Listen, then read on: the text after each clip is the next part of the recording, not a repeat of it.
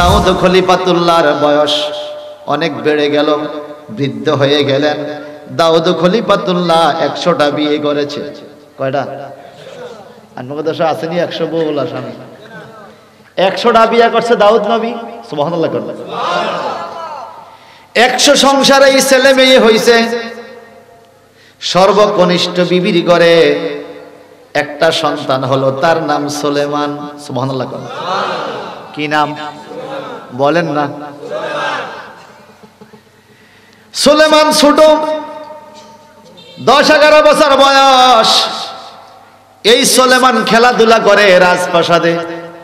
দাউদ খলিফাতুল্লাহ বৃদ্ধ, সমস্ত ছেলে মেয়ের চাইতে 15 জন ছেলে যোগ্য, উচ্চ শিক্ষা শিক্ষিত হয়েছে। দাউদ পয়গম্বরের কাছে 15 জন ছেলে আইসা বলে, আব্বা হুজুর একটা আবেদন। বলে কি আবেদন? বলে আপনি তো নবী। জি আমি নবী ও রাসূল। সুবহানাল্লাহ। রাসূল কেমনে? আসমানি কিতাব আল্লাহ যাদেরকে দিয়েছে তারা হইল রাসূল। দাউদ খলিফাতুল্লাহকে আল্লাহ পাক জব্বুর কিতাব দিয়েছেন, যেই জব্বুর কিতাবে আল্লাহ তাবারাকা তাআলা আখেরি পয়গম্বরের বর্ণনা রেখেছেন। আল্লাহ বলে ওয়ালাকাদ আতাইনা দাউদা, আমি দাউদ নবীকে দিয়েছি। দিয়েছি শব্দের মধ্যে আল্লাহ কি দিয়েছেন? শুধু এলেম দিয়ে ক্ষান্ত হন নাই। আল্লাহ পাক বিশেষ করে দাউদ নবীকে 3টা গুরুত্বপূর্ণ জিনিস দিয়েছেন।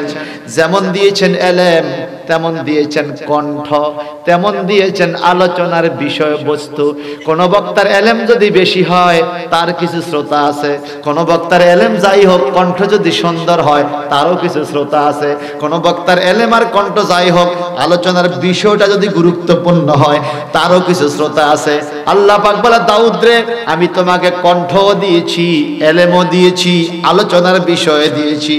এই সুমধুর কণ্ঠে, দারুণ সুরওয়ালা কণ্ঠে হযরতে দাউদ খলিফাতুল্লাহ যখন জব্বুর কিতাব থেকে আখেরি পয়গম্বরের বিষয়ে তেলাওয়াত করা শুরু করতেন, আখেরি নবীর কি নাম হবে, ওনার আব্বার কি নাম হবে, উনি কোন বংশে আগমন করবেন, উনি কতদিন পৃথিবীতে থাকবেন, ওনার চুল মোবারক কেমন হবে, দাড়ি মোবারক কেমন হবে, আখেরি নবী মুহাম্মদুর রাসূলুল্লাহ সাল্লাল্লাহু আলাইহি সাল্লামের আলোচনা যখন জব্বুর কিতাব থেকে সুন্দর কণ্ঠে দাউদ পয়গম্বর এলেম দিয়ে আলোচনা করতেন, হরিণের পাশে বাঘ দাঁড়াতো, জঙ্গলার থেকে মুরগি আসতো, শিয়াল দাঁড়াতো, মানুষের পাশে জিন দাঁড়াতো, এমনকি জর্দান নদীর কিনারে এত বেশি মানুষের ভিড় হতো দাউদ নবীর কণ্ঠে তেলাওয়াত শোনার জন্য। আর সাগরের মাছগুলো দলে দলে দলে দলে জর্দান নদীর কিনারে দাউদ খলিফাতুল্লাহর বাড়ির কাছে এসে জড়ো হয়ে যেত শুধুমাত্র দাউদ নবীর সুন্দর কণ্ঠে জব্বুর কিতাবের তেলাওয়াত শোনার জন্য। হযরত ওমর ইবনুল খাত্তাব রাদিয়াল্লাহু তাআলা নবীজি এক মুনাফিকের জানাজা যাইতে রেডি হইছে। মুনাফিক কি ভালো নি? কথা বলেন। মুমিন চিনা যায়, কাফের চিনা যায়, মুনাফিক চিনা। এজন্য কোরআন শরীফে 3 প্রকার সূরা আছে, সূরা মুমিনুন, সূরা কাফিরুন, সূরা মুনাফিকুন। ঠিক কি না? কাফের আপনার শত্রু আপনি বুঝবেন, মুমিন আপনার বন্ধু এটাও বুঝবেন, আর মুনাফিক এতে বেকেরে বন্ধু। এই কথা কর না, তাল মিলে চলে, একবার এই বাইত খায় আবার এই বাইত খায়, গোলে মালে গোলে মালে সবার সাথে আছে। এটা কি? জোরে বলেন, জোরে বলেন। একজন মুনাফিক মারা গেছে, তার ছেলে আইসা বলে ইয়া রাসূলুল্লাহ আমার বাপ মরে গেছে। ছেলেটা মুসলমান, বাপটা কি? মুনাফিক। আমার নবী দয়ার সাগর তো, চলো তারা দাফন করি। রওনা হইছে। ওমর ইবনুল খাত্তাব ফারুক, ওমর ফারুক রাদিয়াল্লাহু তাআলা কিন্তু গরম মেজাজ আছে। উনি কয় আহারে যেই লোকে সারা জীবন নবীর বিরুদ্ধে আচরণ করলো, মুনাফিকই করলো, আজকে নবী তার জানাজা দিতে যায়, এই লোকটা বেহেশতে যাইবো কেন? নবীর জানাজা বলছে জান্নাতে যাবে, এটা আমি হইতে দিতাম না। এই বুড়ার কথা কইতেছি, এ বুড়া খেয়াল রাখেন, এটা হইতে দিতাম না। তো ওমর ইবনুল খাত্তাব বাধাও দিতে পারে না, আদবের খেলাফ নবীজির ফা মোবারকের কাছে যায় বসছে।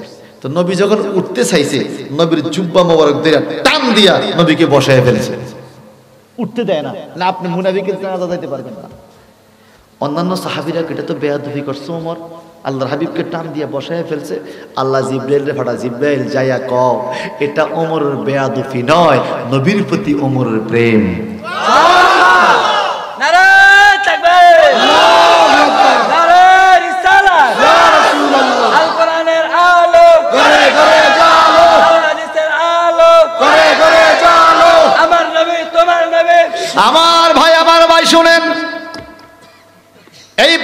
মানুষগুলো শিক্ষা গ্রহণ করবে আমার নবী থেকে, আল্লাহর হাবিব মুহাম্মদুর রাসূলুল্লাহ সাল্লাল্লাহু আলাইহি সাল্লাম থেকে আমরা শিক্ষা গ্রহণ করব, ঠিক কি না? এখন হযরতে দাউদ খলিফাতুল্লাহর কণ্ঠ সুন্দর না? কি সুন্দরই গাইছে। আল্লাহ বলেন দাউদ নবীকে আরো কি দিছি শোনো। বলে কি দিছে?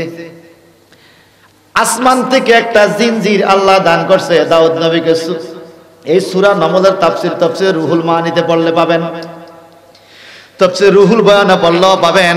বিশেষ করে আল্লামা জারুল্লাহ জামাখশরী রহমাতুল্লাহ আলাইহি তাফসীরে কাশফের মধ্যে এটা তাফসীরটা খুব সুন্দর করেছেন। টাইটেল ক্লাসে হাদিস গ্রুপে পড়ানো হয় তাফসীরে কাশফ। আল্লামা জারুল্লাহ জামাখশরী রহমাতুল্লাহ আলাইহি হলো লেখক।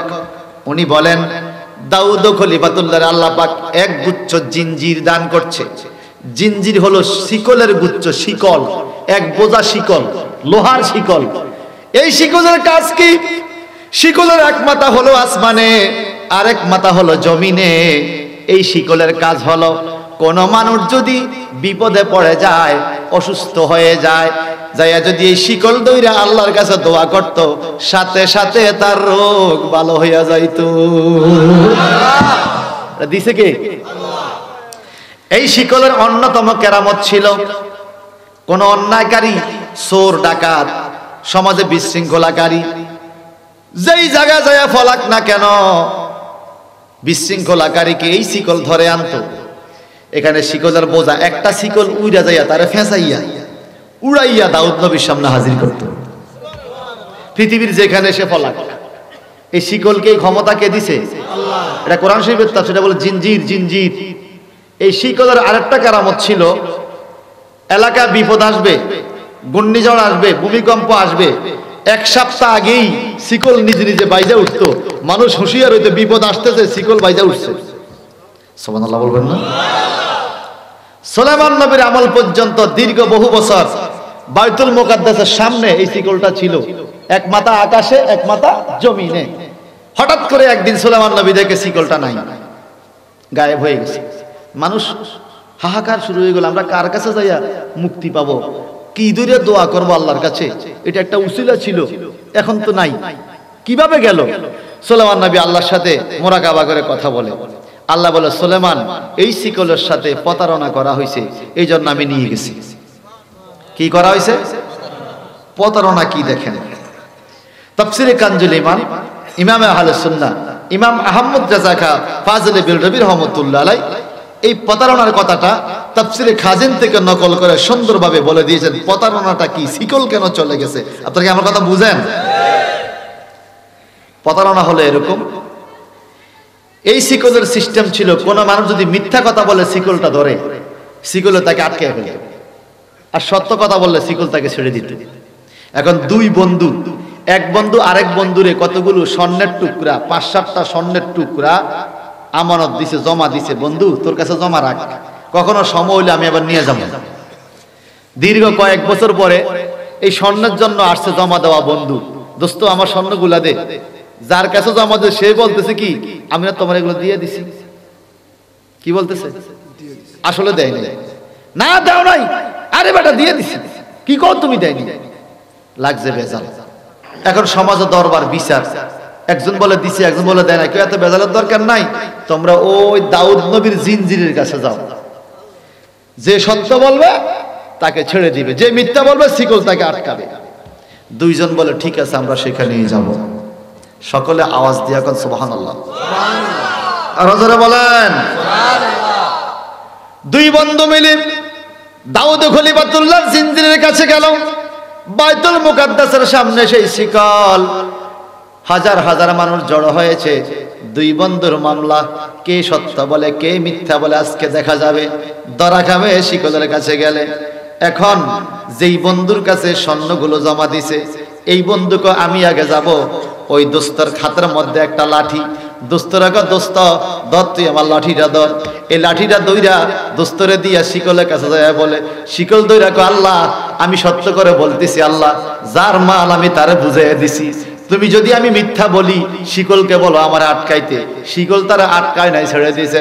লোকটা চলে আসছে, এইবার বলে আমার লাঠি দাও, এবার তুমি যাও। লাঠিটা তার কাছে দিয়া এইবার যার মাল, মূল মালিক যে, সে শিকলের কাছে যায় বলে আল্লাহ আমি তার সম্পদ দিছি জমা, সে খাইয়া ফেলছে, আমারে দেয় নাই, মিথ্যা নাকি আমি বলি? যদি আমি মিথ্যা বলি আমারও তুমি আটকে দাও। আমার শিকল তো আরো ধরে না, আটকায় নাই। দুইজনেই সত্য কথা বলেছে। এখানে আসার পরে জামালা হইয়া গেছে, দুইজনেই সত্য কথা বলেছে। পরের দিন রাত্রে এই শিকল চলে গেছে। এখন হযরতে সুলাইমান নবী বলে, আল্লাহ প্রতারণাটা কি? প্রতারণাটা হইল আসলে সে স্বর্ণের টুকরা বন্ধুরে ফিরাইয়া দেয় নাই, যেই লাঠিটা দোস্তের হাতে দিয়া গেছিল, লাঠির ভিতরে স্বর্ণের টুকরাগুলো ভিতরে ছিল। এই লাঠির ভিতরে স্বর্ণের টুকরা, লাঠির ভিতরে স্বর্ণ, লাঠিটা দোস্তের কাছে দিয়ে আসে, শিকলের কাছে যায়, বলে আল্লাহ যার মাল তারে বুঝাইয়া দিছি, বেজ্জতি করিস। আর সুবহানাল্লাহ কর না। যোগে যোগে কিছু চালাক মানুষ আছিল, দোস্ত নিজেও জানে এই ভিতরে স্বর্ণ, যার মাল তারে বুঝাইয়া দিছি, আল্লাহ বেজ্জতি করিস না। কথা তো ঠিক, শিকল তারে আটকায় নাই। আবার যার মাল সে আবার দিয়ে আল্লাহ আমি পাই নাই, মিথ্যা বললে আটকাও, এটা তো কথা ঠিক। শিকলের কাছে দুইজনের কথাই কি হয়েছে, কিন্তু প্রতারণা হয়েছে লাঠির ভিতরে, ঠিক কিনা? আল্লাহ বলে ওয়ামাকারু ওয়ামাকারাল্লাহ ওয়াল্লাহু খায়রুল মাকিরিন। যে যত বেশি চালাকি করো, তোমাদের চালাকি ধরার জন্য আমি আল্লাহ আরো কৌশল অবলম্বন করি। তখন থেকে শিকল চলে গেছে। দাউদ খলিফাতুল্লাহকে আল্লাহ পাক যত কিছু দান করেছেন, এর মধ্যে অন্যতম একটা বুজুর্গি দান করেছিলেন। দাউদ আলাইহিস সালাম যখন রাস্তা দিয়ে হাঁটতেন, আল্লাহ জিকির করতেন। দাউদ নবীর সাথে পাহাড় জিকির করত, গাছপালা জিকির করত। আরো জোরে বলবেন না? একদিন দাউদ আলাইহিস সালাম স্বপ্নে দেখে রাত্রে বাঘ আসছে। কি আসছে? জোরে কর না। আপনাদের লাকসাম যদি কেউ স্বপ্ন দেখে রাত্রে বাঘ আইছে, দরজা মরজা ভাঙ্গিয়া দৌড় দিব, ঠিক কিনা? দাউদ খলিফাতুল্লাহর কাছে বাঘ আসছে, তো এই বাঘের উপরে উনি উঠছে, উইটা বাঘের কাঁদার মধ্যে দুইটা কয়, ডাইনে যা বামে যা, ডাইনে যা বামে যা। তাফসীরের মধ্যে পাওয়া যায় সকালবেলা দাউদ আলাইহিস সালাম ওনার আব্বার কাছে বলতেছে, আব্বা আমি রাত্রে এই স্বপ্নটা দেখছি, এটা কি দেখলাম? বাঘের পিঠে বসলাম, আমি বাঘকে যেদিকে নিতে চাই বাঘ সেদিকে আমাকে বহন করে নিয়ে যাচ্ছে। দাউদ খলিফাতুল্লাহর আব্বা বলে, রে দাউদ, এটা তোমার বুজুর্গির লক্ষণ, তুমি বড় হলে একজন বুজুর্গ লোক হইবা। ঠিকই তো, আল্লাহ পাক ওনাকে জব্বুর কিতাব দান করে অনেক উলুলে আজম পয়গম্বরের খাতায় ওনার নামটা লিখে দিয়েছে। যাও, যে কথা বলতেছিলাম, তো দাউদ আলাইহিস সালাম বৃদ্ধ হয়ে গেছে। আল্লাহ বলে ওয়ারিসা সুলাইমান ও দাউদা, সুলাইমান নবী দাউদ নবীর ওয়ারিস হইছে। সুলাইমান ফাইল, ওনারে কেউ বানানা, নিজের যোগ্যতা হয়েছে। কিভাবে হয়েছে কথাটা বলে শেষ করব। দাউদ আলাইহিস সালাম বৃদ্ধ মানুষ, 15 জন ছেলে আইসা কয়, আব্বা হুজুর আপনার পরে কে নবী হবে? কয় তোমাদের থেকে একজন হবে। আপনি জিন্দা থাকতে একজনের নবী দায়িত্ব দিয়ে যান, যদি আপনি আমাদেরকে দায়িত্ব না দিয়ে ইন্তেকাল করেন তো পরে কিন্তু বেজাল হইব। কি করেন? এরকম হইতে পারে না? সবাই চাইবে নবী হতে, ঝামেলা হবে। হুজুর আপনি একজনকে বানায়া যান। 15 জন। কয়জন? এই 15 জনের মধ্যে কিন্তু সুলাইমান নবী নাই। সুলাইমান নবী ছোট, উনি দাবি করে না, উনি খেলাধুলা করে, 11 বছর বয়স। 15 জনের দিকে চক্ষুটা বন্ধ করে নজর দিল। মনে রাখবেন, আমরা চোখ খুললে দেখি, নবী ওলি গাউস কুতুবরা চোখ বন্ধ করলে বেশি দেখে। এটা হলো কাশফের, কলবের শক্তি। কিসের শক্তি? কলবের শক্তি, কাশফের শক্তি। এটা যে মানবে সেই ঈমানদার, এটা না মানলে আপনার ঈমান দুর্বল। দাউদ আলাইহিস সালাম চক্ষু বন্ধ করে বলতেছে, এই 15 জন ছেলে তো তোমাদের একজনেরও নবী হওয়ার যোগ্যতা নাই। একজনও নবী হইতে পারবা তো, তা আপনার পরে নবী হবে কে? আল্লাহ ফয়সালা দিবে। বলে না এত কথা বুঝি না, আমাকে একজনরে আপনি নবী বানায়া যাইতে হইব। বাবারে খুব জোর করে দিক থেকে চাপ দিতে ছেলেরা। আল্লাহ আমি কি করব? আল্লাহ বলে বাইতুল মুকাদ্দাসের সামনে আপনি এদেরকে নিয়ে বসেন, আপনি মাঝখানে 15 জন চতুর্দিকে একটা পরীক্ষা দিবে, যে পরীক্ষা ফার্স্ট হবে জিতবে সেই নবী হবে। বলেন না সুবহানাল্লাহ। এই সত্য কথা বলেন। ফির হইতে হইলে কিছু এলেম কালাম লাগেনি? কথা কন না। ইমাম হইতে হইলে এলেম কালাম লাগেনি? নবী হইতে হইলেও এলেম কালাম লাগে। বলে তোমাদের কি যোগ্যতা আছে দেখা যাবে, এখন পরীক্ষা হবে, ইন্টারভিউ হবে। আমার আল্লাহ বলেন ওয়ারিসু সুলাইমান দাউদা, সুলাইমান দাউদের কিভাবে দাউদ নবীর ওয়ারিস হলো। আল্লাহ তুমি বলো কি ইন্টারভিউ নিতাম। আমার আল্লাহ জিব্রাইল রে, দাউদ খলিফাতুল্লাহ বসে আছে বাইতুল মুকাদ্দাসের সামনে, 15 জন সন্তানকে লইয়া নবী হতে চায়, এদেরকে নবী হওয়ার শর্তটা মিটাইতে হবে। ধরো একটা ইন্টারভিউর প্রশ্ন আমি জান্নাত থেকে পাঠাইলাম, বেহেশত থেকে পাঠালাম। কি প্রশ্ন? একটা লোহার তৈরি ট্রাঙ্ক, ব্রিফকেস, সুটকেস, ঠিক আছে না? আগে সুটকেস বলতো। ট্রাঙ্কটা দিলাম, তালা মারা ট্রাঙ্ক, চাবি আমার হাতে। আল্লাহ বলে চাবি আমার হাতে, ট্রাঙ্কে তালা মারা। ও জিব্রাইল তুমি ট্রাঙ্ক লইয়া বাইতুল মুকাদ্দাসের সামনে যাও, দাউদ নবীর হাতে ট্রাঙ্কটা দিবা আর বলবা ও দাউদ খলিফাতুল্লাহ গো, আল্লাহ পাক বলেছেন আপনার 15 ছেলের জন্য ইন্টারভিউ হলো এই ট্রাঙ্ক। কি ধরনের ইন্টারভিউ? বলে ট্রাঙ্কের তালা মারা, ট্রাঙ্ক চাবি আল্লাহর কাছে। এই ট্রাঙ্কের তালা না খুইলা, ট্রাঙ্ক না খুইলা যেই ছেলে বলতে পারবে ট্রাঙ্কের ভিতরে কি আছে, খোলার পরে যদি ওটা বাস্তবই হয়, ওই ছেলেটাই আপনার পরে নবী হবে। কথা বুঝছেন? নবী কারে কয়? নবী হওয়া তো সোজা না। ঠিক আছে, পরীক্ষা দাও। 15 জন ছেলে ট্রাঙ্ক হাতে লইয়া ঘুরে যারাইয়া তালা মারা ট্রাঙ্ক, দেখা যায় কিছু ভিতরে না। আব্বা পারলাম না, হবে না। জিব্রাইল আমিন ট্রাঙ্ক নিয়ে চলে যায়। ছোট্ট ছেলে নাম কি? সবাই কন এই কথা বলতে। ওয়ারিসা সুলাইমান দাউদা। ছোট্ট ছেলে সুলাইমান দেখতেছে দাউদ নবীর মনটা খারাপ, কারণ এই দরবারে আর নবী হবে যোগ্যতা নাই। জিব্রাইল আমিন চলে যাচ্ছে ট্রাঙ্ক নিয়ে। সুলাইমান নবী ডাক দেয়, জিব্রাইল আমিন দাঁড়ান। কেন? বলে আপনি ফিরে আসেন। জিব্রাইল ফেরেশতাকে দাউদ নবী আপনার ছোট ছেলে ফিরে আসতে বলে। দাউদ নবী বলে এই ছোট, তোর ভাই 15 জন উচ্চ শিক্ষা শিক্ষিত, এরা বলতে পারলো না ট্রাঙ্কের ভিতরে কি আছে, তুই ডাকিস কেন? তুমি বলতে পারবা? সুলাইমান ডাইকে বলে আব্বা হুজুর, আমি নবী হওয়ার কোনো স্বাদ নাই, রসুল হতে আমি চাই না, কিন্তু আমার আব্বা দাউদ নবীর দরবার নবুয়তি খালি থাকবে, আমার আব্বার মন খারাপ হবে, এটাও আমি হতে দেব না। বলে তুমি কি বলতে চাও? আব্বা হুজুর, আমার আল্লাহ তালা মারা টাঙ্গের ভিতরে জান্নাত থেকে কি জিনিস পাঠাইছে, যদি আপনি অনুমতি দেন আমি সুলাইমান তালা না খুলে বলে দিতে পারবো। এই জন্য আল্লাহ বলছেন কি, ওয়ালাকাদ আতাইনা দাউদা ওয়া সুলাইমানা ইলমা। সুবহানাল্লাহ বলেন। বলে বলো 15 ছেলের চোখ বড় হয়ে গেছে, ছোট ভাই যদি নেতা হয় এই দুঃখ নিশৈলে সয়। 15 ভাইয়ের চোখ বড় হয়ে গেছে, বলতে পারবি? পারবো। বলো। সুলাইমান নবী টাংটা দিলে, আব্বা হুজুর এই টাঙ্গের ভিতরে 3টা জিনিস আছে। কয়টা? 3টা। জোরে কোন? 3টা। জিব্রাইল আমিন ঠিক নি কয় আমি তো জানি না।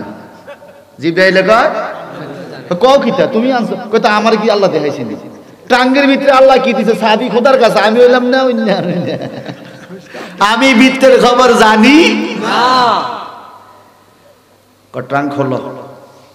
জিব্রাইল ফেরেশতাকে সাবির জন্য যাই, কয় যাও আল্লাহ সাবি দাও। আল্লাহকে সাবি লাগতো না, দাউদ নবীরে ক তালা মারা ট্রাঙ্কটারে একটু ধরলে খুললে যাইব। সুবহানাল্লাহ।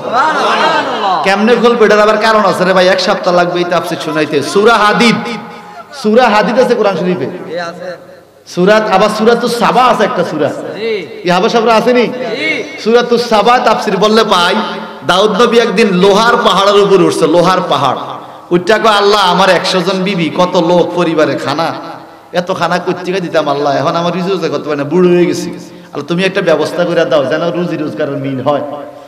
আল্লাহ পাক বলে তোমার নিচে যেই লোহার পাহাড়টা আছে, এই পাহাড় সহ সারা পৃথিবীর লোহা আমি তোমার খাদেম বানায় দিলাম, তুমি লোহা ধরলেই নরম কাঁচামাটির মতো হয়ে যাবে, তুমি লোহা পোড়াইতে হবে না, হাতুড়ে দিয়ে ফিরতে হবে না, তুমি আঙ্গুল দিয়ে টিপিয়া দাও শ্রেণী খন্তা অস্ত্র ছুরি চাকু সব বানাইতে পারবা, আর বাজারে বিক্রি করে করে তোমার পরিবার চালাইবে। ঠিকই দাউদ নবী ধরে দেখে লোহা নরম হয়ে গেছে। আচ্ছা আমরা লোহা ধরলে কি লোহা নরম হয়?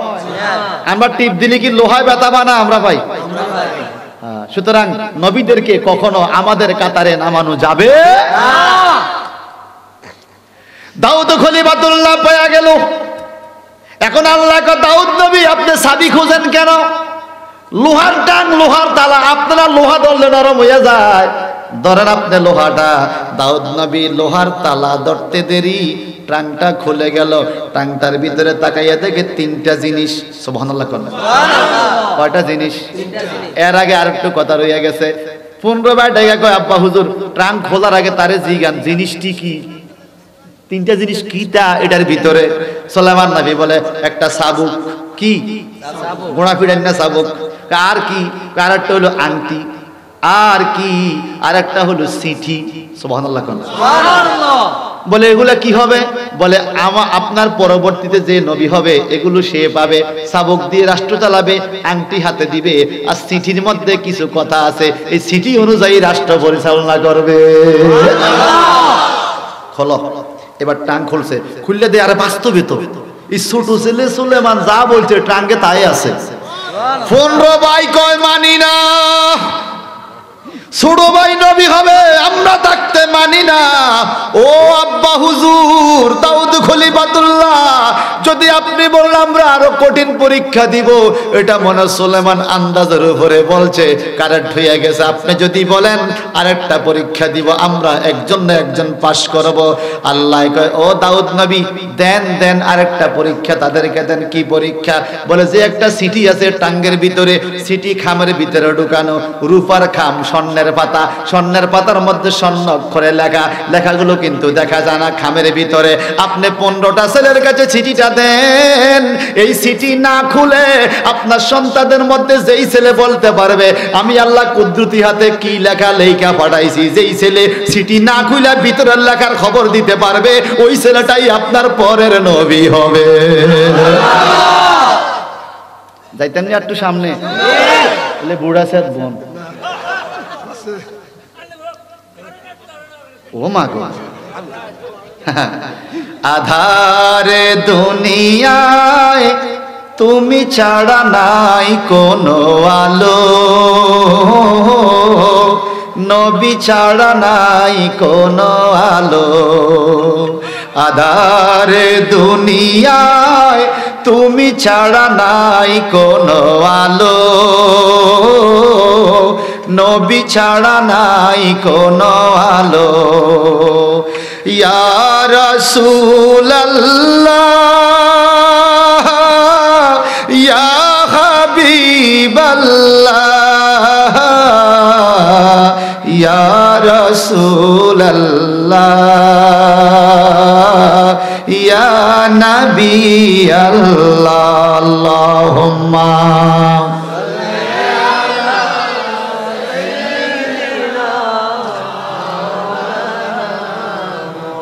وعلى آله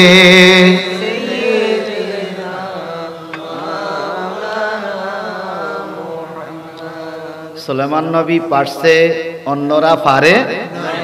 এখন সুলেমান কয় আব্বা হুজুর এদেরকে দেন, এরা দইরা সিটি লড়াই লড়াই পিতৃর খবর কি জানা যায়? আব্বা হুজুর ফাইলাম না। সুলেমান তুমি ফাইরবানি? সুলেমান নবী বলে আব্বা হুজুর আপনি যদি অনুমতি দেন তা আমি সুলেমান বলে দিব সিটির ভিতরে আল্লাহ কি লেখছে। সুলেমান নবীর এলেমটা কে দিছে? আল্লাহ। এটা মানুন লাগবনি? কোরআনের আয়াত, ওয়ালাকাদ আতাইনা দাউদা ওয়া সুলাইমানা ইলমা। কে দিছে? কে দিছে? না দেখে বলতেছে, এটা না দেখে এলেম, না দেখে এলেম, এটাকে বলে ইলমাল লুদুনি। সুবহানাল্লাহ কোন না দেখে এলেম, অদৃশ্যের জ্ঞান। নবী নাবা মাদ্রাসে আয়া, নবী আরবি ভাষা, ইংরেজি হলো প্রফেক্ট, উর্দু হলো পয়গাম্বর, বাংলা হলো না দেখা খবর দেনেওয়ালা। যিনি অদৃশ্যের খবর দেয় তিনি নবী হয়। এইবার চিঠির ভিতরে কি আছে বলো? সুলেমান আব্বা হুজুর 5টা শব্দ আরবি। কয়টা? বলে কি বলে? বলতেছে এলেম, আকল, আমল, কুওয়াত, মুলকিয়াত। সুবহানাল্লাহ। এলেম মানে বুঝছেন তো? এলেম, আকল মানে বিবেক, আমল মানে নেকামল কর্ম, কুওয়াত মানে শক্তি, মুলকিয়ত মানে রাজ্য, এরে সুলেমান, আল্লাহ পাকে 5টা জিনিস দিয়ে কি বুঝায়? তুমি বলতো সিঁড়ির ভিতরে 5টা শব্দ আছে, আল্লাহ এই 5টা শব্দ কেন আমার কাছে পাঠাইছে? সুলেমান ডাইকা কয়, আব্বা হুজুর, আপনার পরে যিনি নবী হবে তার এলেম থাকবে, আকল থাকবে, আমল থাকবে, কুওয়াত মানে ক্ষমতা থাকবে, মুলকিয়ত মানে রাজত্ব থাকবে। কয় কত রাজত্ব? কয় সে সারা দুনিয়ার বাদশা হবে। আমার ভাইয়ারা, বন্ধুরা, এইবার ফুন্ডো ছেলেকে মানি না, সিটি খুইলা দেখান। সিটি খুইলা দেখে সুলেমান ছোট ছেলে 11 বছরের বালক, যেই 5টা শব্দের কথা বলেছে রে, এই 5টা শব্দ ওই সিটির মধ্যে আল্লাহ লিখে দিছে। এইবার বলেন, নবী হওয়ার যোগ্যতা কার? সুলেমানের না? সুলেমান কি চাইছে? চায় নাই, কিন্তু যোগ্যতায় পাইছে। সুবহানাল্লাহ। এজন্য আল্লাহ বলেছেন যে ওয়ারিসা সুলাইমান দাউদা, যাহোক দাউদ আলাইহিস সালাম সুলাইমান নবীর হাতে চাবুক দিছে, আর একখান আংটি, বেহেশতি আংটি। সুবহানাল্লাহ। সুবহানাল্লাহ। আংটি কান সুলাইমান নবীর হাতে দাউদ আলাইহিস সালাম পড়াইয়া স্বর্ণের সিংহাসনে সুলাইমান নবীরে বসাইয়া দিছে। বাদশা সুলাইমান, বাদশা, যেরকম বাদশা। আমাদের দেশের বাদশা, মন্ত্রী, মিনিস্টার, রাষ্ট্রপতি প্রথম দিন একটা ভাষণ দেয় না জাতির উদ্দেশ্যে? এখন সুলেমান নবী এই সিংহাসনে বসে ভাষণ দেয়। ওয়াকালা ইয়া আইয়ুহান নাস, আল্লাহু আকবার।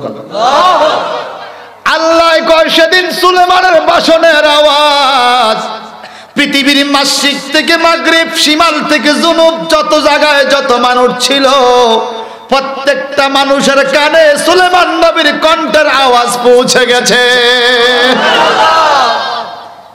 ইয়া আইয়ুহান নাস, হে মানব সম্প্রদায়, উল্লিমনা মান্তিকাত তাইর, আমাকে শিক্ষা দেওয়া হয়েছে পাখির ভাষা। পাখি কি বলে আমি বুঝি, তাইরুন মানে পাখি। ওয়াউতিনা মিন কুল্লি শাইইন, কুল্লি শাইইন মানে সকল ক্ষমতাই আল্লাহ পাক আমাকে দান করে দিয়েছে। আমি ফোকার কথা বুঝি, পিঁপড়ার কথা বুঝি। এই সূরার নাম হলো সূরা নামল, নামলুন মানে পিঁপড়া।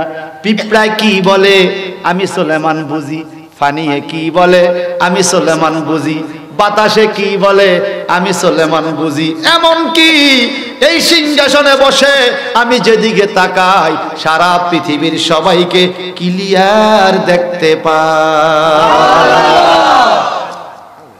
বঙ্গবন্ধু স্যাটেলাইট বাংলাদেশের আকাশে উড়াইছে, এখন কোথায় কি হচ্ছে ওটার মধ্যে রেকর্ড হচ্ছে। একটা মেশিন, আমেরিকা তাদের স্যাটেলাইট তুলছে আকাশে, সারা পৃথিবী নজর দিয়ে রাখছে স্যাটেলাইট মেশিন। একটা মেশিন যদি পারে, একটা মেশিন যদি পারে মেসি কিভাবে শট করেছে, লাকসামের লোকে দেখছে, চাঁদপুরের লোক দেখছে, কুমিল্লার লোক দেখছে, সারা পৃথিবীতে যত টেলিভিশনের সাথে এই ফুটবল খেলার জ্যাক আছে প্রত্যেকটা লোকের ঘরে ঘরে মেসি। মেসি কয়জন? জোরে কন। আপনার ঘরেও মেসি, আমার ঘরেও মেসি। প্রত্যেকটা ঘরে ঘরে যদি বৈজ্ঞানিক যন্ত্র, কম্পিউটার নেটওয়ার্কের সাহায্যে একজন মেসিকে একই টাইমে বিজ্ঞানীরা দেখায় দিতে পারে, কোরআনী নেটওয়ার্কের সাহায্যে প্রত্যেকটা মুমিনের ঘরে ঘরে আল্লাহ পাক আল্লাহর নবীকে দেখাইতে পারে কি পারে না? আল্লাহু আকবার। নারে রিসালাত, ইয়া রাসূলুল্লাহ, আল কোরআনের আলো ঘরে ঘরে জ্বালো, আল হাদিসের আলো ঘরে ঘরে জ্বালো, আমার নেতা তোমার। স্লোগানের মধ্যে শিখতে হইব ভাইয়া, আমগো দেশের নেতা নবী কি এক নেতা নেই। এমন শব্দ বলা যাবে না যেই শব্দ নবীর অপমান হয়। রাসূল পাকের শানের নেতা শব্দ ব্যবহার করা যাবে না, কারণ যেই জিনিস দিয়া ভালো বুঝায় খারাপ হোক। আমগো দেশে হিন্দু নেতা, বৌদ্ধ নেতা, মুসলমানও আমার নবীর শানে বলতে হবে আমার নবী, তোমার নবী, দয়াল নবী মুস্তাফা। মারহাবা বলে, আমার নবী, তোমার নবী, দয়াল নবী মুস্তাফা। এভাবে কথার মধ্যে কিন্তু আদব রক্ষা করতে হয়, ঠিক না বাবা? যাই হোক, এখন কি হলো? সুলেমান পয়গম্বর ফাকিরি কথা বুঝে, মাছের কথা বুঝে, সব বুঝে। দাউদ নবীকে কেমনে রে আব্বা জানি না, সব বুঝি। সুলেমান নবী আংটিটার দিকে তাকায়, বেহেশতি আংটি না নি, আল্লাহ জান্নাতে পাঠাইছে। আংটিটা টান দিয়া খুললা, হি হ্যাজ নো পাওয়ার, কোনো পাওয়ার নাই, কিছু বুঝে না, ফাঁকির কথাও বুঝে না, মাছের কথাও বুঝে না। আবার আংটিটা লাগায়, আবার বুঝে, আবার খোলে। আংটি হাতে নাই, কোনো পাওয়ার নাই, আংটি আছে, পাওয়ার আছে। সুলাইমান নবী কি করে দেখেন, আব্বা হুজুর কয় কি, ইন্না হাযা লাহু আল ফাদলুল মুবিন। ইন্না হাযা, হাযা মানে আংটি, ইন্না হাযা লাহু আল ফাদলুল মুবিন। আব্বা গো, আমার কোনো পাওয়ার নাই, আমার কোনো ক্ষমতা নাই। আংটি হাতে দিলে পাওয়ার আসে, আংটি হাতে দিলে পাওয়ার নাই। আব্বা হুজুর দাউদ নবী বলে, সুলাইমান রে দেখো তো আংটিটা ভালো করে, এটার মধ্যে কি আছে। সুলাইমান পয়গম্বর তাকে দেখে, তাফসীর রুহুল বায়ানের হাসিয়ার মধ্যে পাই, সুলাইমান নবী তাকে, আব্বা হুজুর আংটির মধ্যে 5টা আরবি হরফ আছে, কি তুমি পড়ো, মিম হা মিম দাল। মুহাম্মদ নামের নকশা আমাদের দেশে অনেকে মা লেখে, অনেকে লাভ চিহ্ন দেয়, নিজের নামের প্রথম অক্ষর আংটির মধ্যে লেখে। আমার আল্লাহ জান্নাত থেকে সুলাইমান নবীর জন্য যে আংটি মোবারক খান পাঠাইলেন, আংটি মোবারকের মধ্যে আখির নবী মুহাম্মদ রাসূলুল্লাহর নাম মোবারকের কারণে আমার আল্লাহ কয়, পৃথিবীর মানুষে আমি সুলাইমান নবীর আংটিতে আখির নবী মুহাম্মদের নাম দিয়ে এমন বরকত দিছি, এই আংটি সুলাইমান যখন হাতে দেয় তখন সে সারা জগতের বাদশা হইয়া যায়। আমার দেশের কবি কাজী নজরুল ইসলাম বলেছিল, নবী মোর পরশমণি, নবী মোর সোনার খনি, নবী নাম জপে যে জন সেই তো দু জাহানের ধনী। ঠিক কি না? নবীর নাম নিলে 2 জাহানের ধনী। তো সুলাইমান নবীর হাতে মুহাম্মদী নকশা, উনি কি ধনী হয় না? জোরে কোন হয় না? যদি বলেন নবীর নাম নিলে 2 জগৎ ধনী, নবীর নাম কে নেয়? কবি নজরুল বলে দিছে, ওই নামে সুর দরিয়া পাখি যায় গান করিয়া, ওই নামে সুর দরিয়া পাখি যায় গান করিয়া, ওই নামে মজনু হলো মাওলায় আমার কাদের গনি, ওই নামে মজনু হলো মাওলায় আমার কাদের গনি। নবী মোর পরশমণি, নবী মোর সোনার খনি, নবী নাম জপে যে জন সেই তো দু জাহানের ধনী, নবী মোর পরশমণি। মারহাবা কর, মারহাবা। কবি নজরুল ছিলেন সৃজনশীল কবি। যদি কেউ প্রশ্ন করে নবীর নাম এত মানুষের নেয় কেন, এটার মধ্যে কি আছে, জিন ইনসান ফেরেশতা আল্লাহ পশু পাখি সবাই নবীর নাম নেয় কেন, নজরুল জবাব দিয়ে গেছে, ওই নামে মধু মাখা, ওই নামে জাদু রাখা। সুবহানাল্লাহ কইতেন না?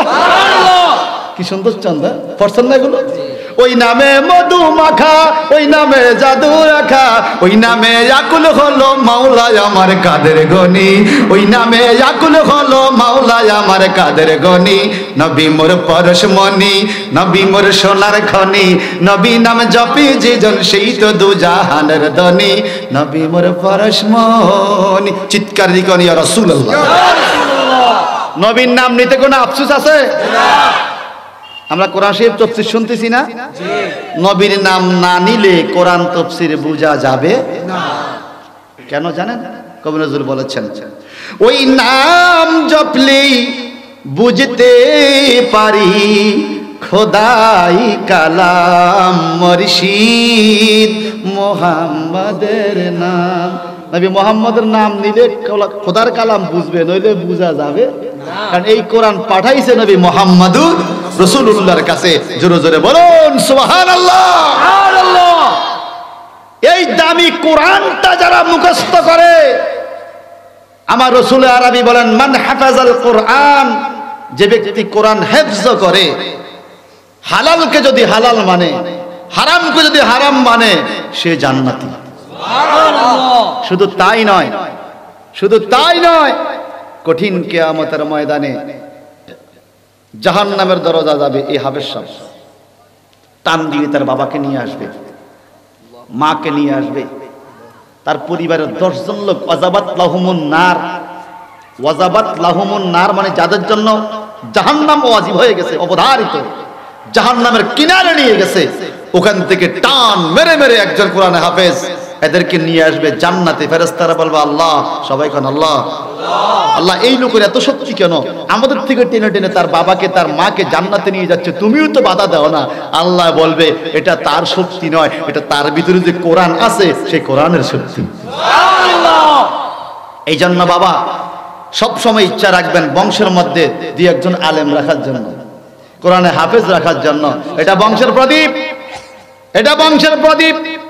আপনার বংশে যদি একজন আলেম থাকে, সকাল বিকাল আপনার কবরের পাশে এসে একবার হলো জিয়ারতের জন্য যাবে। বাবারে, মানুষ যখন মরে যায়, আমার নবী আরবি বলেন, একটা মানুষ যখন মরে কবরে চলে যায়, একজন মানুষ সাগরের মধ্যে পড়লে যেরকম বিপদে থাকে, হাবুডুবু খায়, ছোট একটা কুটা পাইলো জড়াইয়া ধরে বাঁচার জন্য, কবরবাসীরা সাগরের ডুবন্ত মানুষের চাইতে আরো বড় বিপদে থাকে। আরো বড় বিপদ আছে। ও দুনিয়ার মানুষ, যদি তোমরা বিপদ থেকে উদ্ধার করতে চাও, কবরের পাড়ে যাইয়া সূরা ফাতিহা সূরা ইখলাস পড়ে পড়ে, কোরআন শরীফের আয়াত পড়ে পড়ে, রব্বির হামহুমা কামা রাব্বায়ানি সগীরা বলে বলে মা বাবার জন্য একটু দোয়া করো, কবর জিয়ারত করো। তোমার দুনিয়ার থেকে এই দোয়াটা মা বাবার কাছে যখন যাবে, আল্লাহ পাক তখন মা বাবাকে জাহান্নামের আগুনের সাগর থেকে মুক্তি দিয়ে তোমার দোয়ার সদকাতে জান্নাতি বানাইয়া দিবে। মানুষ যখন মরে যায়, মানুষের নামাজ পড়ার সুযোগ থাকে না, পৃথিবীর কোনো ইবাদত তার কাছে যায় না, ইল্লা সালাসা, তিনটা আমল ছাড়া তিনটা ইবাদত তার কাছে দুনিয়ার থেকে যেতে থাকে মরার পরেও। এক নাম্বার হলো কোন দাতব্য চিকিৎসালয়, মানুষের কল্যাণকারী এমন কোন প্রতিষ্ঠান যদি দেয়া যায়, স্কুল মাদ্রাসা ইউনিভার্সিটি যদি প্রতিষ্ঠা করে যায়, এখান থেকে মানুষ যে কল্যাণ পাবে, এই সওয়াবটা তার কবরে সদকায়ে জারিয়া। জারিয়া মানে প্রবাহিত, যেমন মাও জারি, প্রবাহিত পানি। সদকায়ে জারিয়া সবসময় যাইতেই থাকবে। সুবহানাল্লাহ বলুন। দুই নম্বরে, যদি আপনি পৃথিবীর রাস্তাঘাটে পথের কিনারে একটা ফল গাছ বা কাঠ গাছ লাগাইয়া যাইতে পারেন, যেটার মধ্যে ফল ধরলে পশু পাখি খাবে, অথবা কাঠ গাছের ছায়ার নিচে মানুষ বসে আশ্রয় করবে, আপনার পৃথিবীর গাছ এটার থেকে যদি মানুষ পশু পাখি কোনো উপকার পায়, এই সওয়াবটা আপনার কবরে যাইতেই থাকবে। তিন নম্বর হলো ওয়ালাদুন সালিহুন, কোন নেককার সন্তান যদি তার মা বাবার জন্য কবর জিয়ারত করে দোয়া করে, আমার আল্লাহর নবী বলেন এই সওয়াবটা তার কবরেই যাইতে থাকে। একটু জবানটা বড় করে কন আল্লাহু আকবার।